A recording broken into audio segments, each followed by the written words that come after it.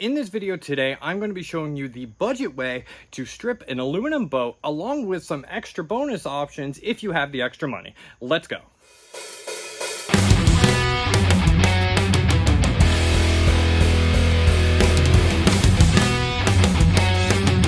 If this is your first time to the channel, my name is Chris, this is Lifeaholics Fishing, and on this channel, I will be bringing you the best that the Northeast has to offer as far as fishing goes. That's tips, tricks, product reviews, location guides, and more. And if you find value from that type of content, please consider subscribing.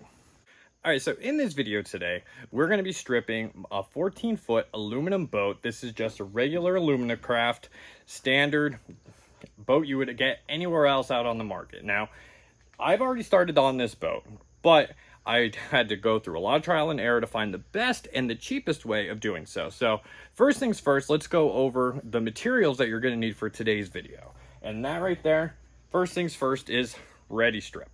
Now, this is the Ready Strip Advanced. This is all natural, and it's only $10 a quart. For an entire 14-foot aluminum boat, you only need 2 quarts, I found. You might be able to get away with it with just 1 if you're very diligent and you're on top of it. But personally, I came out, did it the night before, waited, came out the next day, and started again. So it was kind of tough. So aside from the Ready Strip, the most important thing that you're going to need next is 5 simple items, okay? We first have scraper. Any type of paint scraper will do, okay? I have 2 of them. I like one for the big areas. You have the big option, and also for the little tiny areas, the smaller option. Next, you're going to definitely need paintbrush. Now, do not use a good paintbrush by any means, because remember, this is for the stripper, so you're not really going to want to use that paintbrush for anything else once you're done. I personally am using a 3-inch, just standard, cheap paintbrush, wooden handle. I found that this is great because with the Ready Strip, you don't want it too thin, but you don't want it super thick. A nice 3-inch will do it just perfect. It gets it that perfect thickness of stripper, so that way you're not being wasteful and you're getting the most out of each quart. All right, next, gonna definitely need a wire brush. Now, this here, you mostly would not need for many different things inside the house or whatever. For stripping, you won't really need one of these, but for an aluminum boat, you definitely do, because you're gonna need to get into those really tight like crevices for the rivets, into the seams, especially if you have a lot of extra sealant from different holes and you're going to have to redo that. So you're definitely going to want a wire brush. After those items, those are the necessity that you will absolutely need, bare minimum, to get by and to do this correctly. For an extra added bonus, if you might have them around the house. Now, you don't need it to be one exactly like this, but you're definitely going to want a little broom, because after you are stripping this down, you are going to get it all over. You're going to want to sweep it off. You're going to want to get all those big chunks off. So having a little hand broom like this to sweep everything off is perfect. You could even use an old paintbrush, anything like that. Other than that, you might want to get one of these. This is steel wool. You can get them for $1 anywhere. Also, all of these items will be linked in the description below. You can get them all right from Amazon. But a steel wool, especially for at the end parts, when you're buffing out the last of the extra paint on there and also getting all those extra scrapes out, you're definitely going to want a steel wool to clean those up. Now, if you are looking to spend the extra couple of dollars to make this a little simpler for yourself and be able to do it really quick, even overnight especially, you might want one of these. This right here is a heat gun. This is by Wagner. All right, it has many different settings. It has the cool, it has low, it has high. This right here, now I can't take credit for this. This I have to give credit to Douglas from Fish and FX Custom Rods. His channel will be linked in the description below. He gave me this great idea. This actually that he's helping me out with has been an absolute dream using this. So these are a little bit more expensive. You do not need them. I didn't use this for half the boat, but for the rest of it, it definitely was a godsend. But you do not need it. So consider it. I will have a link in the description, but again, it is not a necessity. Now, before we get into anything else with this restoration, please, if you're finding value from this content, please consider hitting that subscribe button with the little bell next to it. Also, please consider hitting that like button if you are enjoying this content as well. Definitely in the description below, you will also find the link to my website, which is lifeaholics.com, which I break down a lot more product reviews, as well as going into different guides, tips, and tricks. Now, let's get back to this restoration. All right, so before we start using these products here, I just wanted to make sure that you prep this the right way, so that way you are great for the entire long haul. You know exactly how I'm doing this. Now, you're gonna need 2 horses. I'm using plastic collapsible horses for myself. You can use wooden, anything else, but here's what it looks like. You're gonna wanna have it set up like this, upside down, so that way you're able to let it sit. Also, the next kind of important thing is, I'm doing this in my garage. Now, some people might not have a garage, but if you're doing this, make sure you have a nice ventilated area. I have fans, I have extra ventilation in this garage, so being able to do it in here is perfect. But make sure you have some ventilation, because even though this stripper is all natural, it does have some heavy fumes that could definitely give you some headaches. All right, so this part, yes, as you see, I did start a little bit, but I wasn't too heavy on it. So it really didn't start to bubble, and this was also with the old stripper that I was using before I found the Ready Strip. So really all you want to do, go ahead, put a good amount on your brush, and as you see, when you're putting it on there, you really want it heavier on the rivets and on the seams, and then for everything else, just nice and even. You don't have to worry about using too much, because you can really tell, to be honest, if you are using too much or not enough. This stuff, with how good it is, you're really able to spread it out, and it will hold on to exactly the amount it needs as you're going off. So you're not able to hurry up and just scoop it all up and be done. As you see, it still stays on there. Now, the more you put on, the more levels at a time it's able to eat through. The less you put on, the less it will be able to eat through at a time. But if you have the extra money and you're using that heat gun, this is my suggestion to you. You go ahead, get this all nice and did up, and the best part is you do not need to wait the whole time that it says to on the label here, which is at minimum 1 hour. But it highly suggests 12 to 24 hours of set time before you start to strip any paint. I found that 2 hours is perfect to see it start bubbling, but 12 hours is perfect to have the least amount of effort necessary to when you're starting to strip. But at this point in time, if you have the heat gun, after you get this really nice layer going, go right ahead, grab your heat gun, start heating it up. You'll start to see it dry immediately to this yellow that you see here, and it'll start to bubble up. Now, as you're doing that, I will show you in detail how to do that in a second. But as you see it all bubbling up like this, go ahead, grab your scraper and get right behind it and hold it both together and just start stripping. So once you let it set, okay, now this is the part without the heat gun first. Now, once it's set, I say come out the night before, put a whole coat on it, and then come out the day after, or go ahead and just do sections at a time. That is what I was told before, and I wish I did take that advice. Do little sections at a time, wait a couple hours, and do it that way if you have full days to do it. If not, and you're like me, you're busy, come out the night before, whole thing, come out the next day, and you're good. Now, this is what it's gonna look like once it's all set and dry. You see, I can put my hand on it, it's good. Take your scraper, you'll see these little edges, bam, comes right up. Now, this here, I've actually been waiting a little bit before I actually came out and redid it. This has actually been sitting for about 2 or 3 days. So here's a tip on if you let it set for too long, how to go about revitalizing it again without using stripper. All right, so if you waited too long and it's just really too dry and it's not easily able to come up, here's what you need. Now, me personally, I'm using this little pesticide sprayer. You can use just a regular squirt bottle or even a bucket and use a wipe to do it. Me, this is how I personally like to do it. This is just straight water, nothing added. Just go ahead.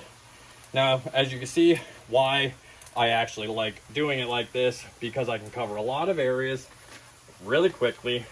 Now, the key is don't be stingy with your water.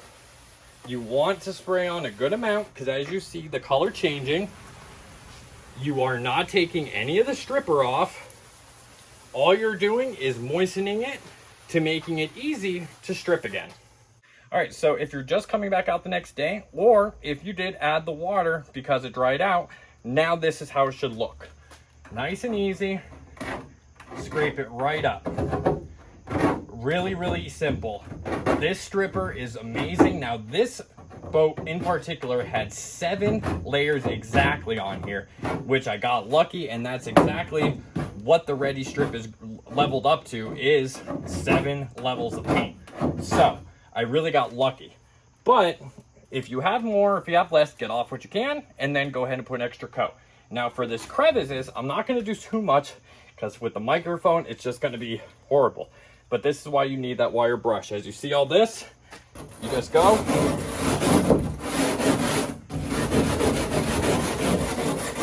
And that's it. You really don't need much effort at all.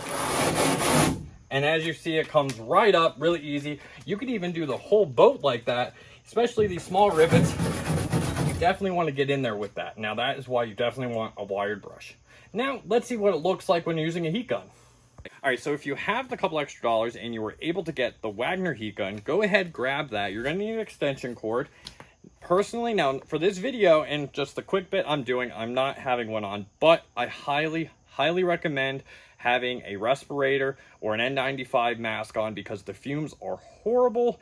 Definitely make sure no one's around when you're doing it because as you're pulling it up, you don't want to be breathing in all that stuff. But I'm only doing a little bit for you quick, so it's not going to be too damaging. Now, go ahead and power it up. And I put it on high, all the way up to the highest setting, which is at 1350. Now, you'll be able to feel it. And also from here, you'll be able to see that red in there. You'll actually be able to see it better as you're going, but that heats up quick. Now, here's how you're gonna do it. You put your entire stripper on it. Put entire coat of stripping on it, and then here's what you do. You come right to it, and you won't need to do this for long. Just like a blow dryer, give it just a little bit, and you're gonna take your scraper. Heat your scraper up along with the boat. And here's how you do it. Right there. Now that right there shows it's not ready yet, and I just need it to heat up a little bit more. Now, best way to do it is aim it down like this, so that way it's heating where you want it to be heated. And as you see, as it gets nice and warm, because of that stripper being on it, and also heating up the stripper and this paint, it comes right off. I'm using no effort at all to get it. Now, of course, these little pains in the butt, dents and everything are going to need to be fixed later, and it is going to be a pain when stripping it, but believe me, we'll get into that later into a different video. But for now, as you see, that heat gun works miracles right up. And this stripper has actually been sitting for a couple days now.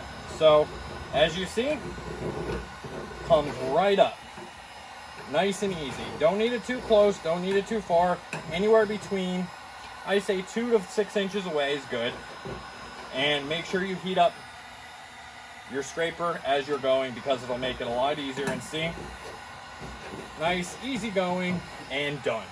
So after you're done, now many people know this, but when you press power, it's going to need a cool off period before it completely shuts down. That's completely normal. Let it cool down, and then you're able to put it down wherever you need to. Now, as you see, I'm all finished up on this side. It's completely down to bare metal.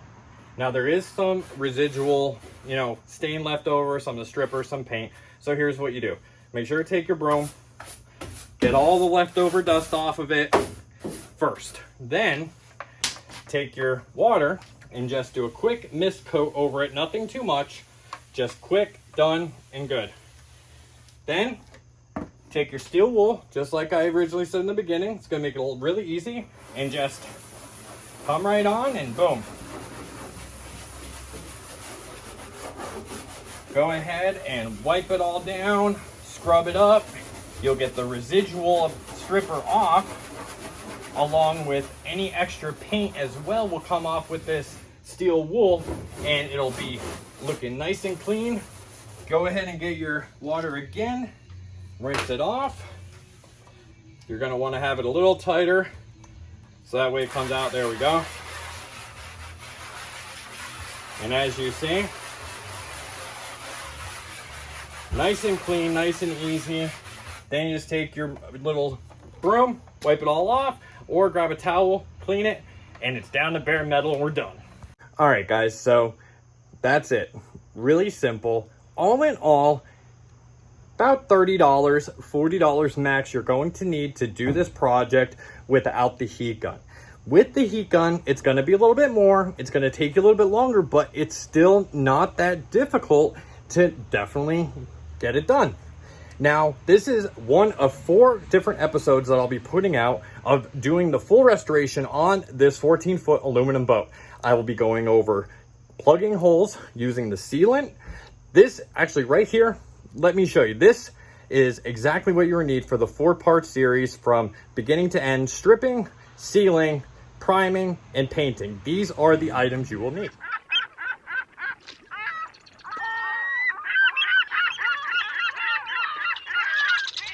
Now you can go ahead and order all those items from the description below and get a head start and follow along with me when I put out these videos. I'll be putting out 1 a week for the next 4 weeks, showing you beginning to end of this restoration.